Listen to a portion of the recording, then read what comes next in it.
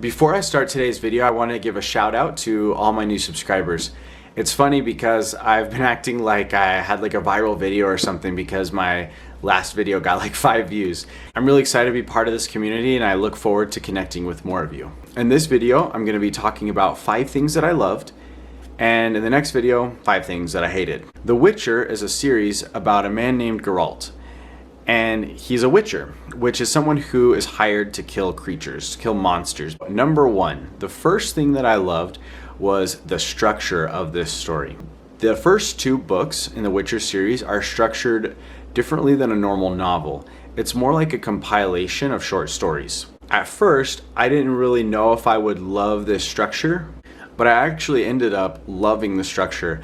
It changed the way that the story was told. Instead of a plot with sequential events, I really felt like I was getting to know the character. I was getting to know Geralt. Another effect this also had was that the themes of the stories were a lot more prevalent, a lot more almost like they were a character themselves. It was also really interesting to see how the characters interacted with the theme and how that theme evolved throughout the book.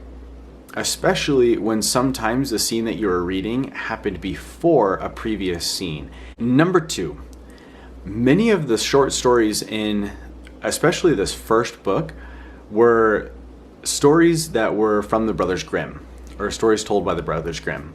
I liked that a lot of the Disney fairy tale tropes had been taken out of the stories, and now it was a more like gritty version of the stories. Another thing that I liked about using the Brothers Grimm stories was that often the story was much deeper than kind of the surface that we know from the Disney movies. Number 3, Geralt. On the outside, Geralt is this ferocious wolf, and man, it was really fun to read through like some of his adventures. But on the inside, Geralt is often a wounded pup. It was really hard for me not to like him between these like super awesome scenes where he's like slashing down monsters, and then these other vulnerable moments where you realize he's just been hurt by too many people. One of the big things that I liked about Geralt was how he was always standing up for the monsters in the story, and often he would see himself within those monsters. It was cool to see that sympathy that he held for those monsters, even the monsters that sometimes he had to kill, and see that conflict that was always kind of boiling within him, and of whether he was a monster or not. Number 3 and number 4 are pretty related, and they're along that same line of who are the monsters in this story.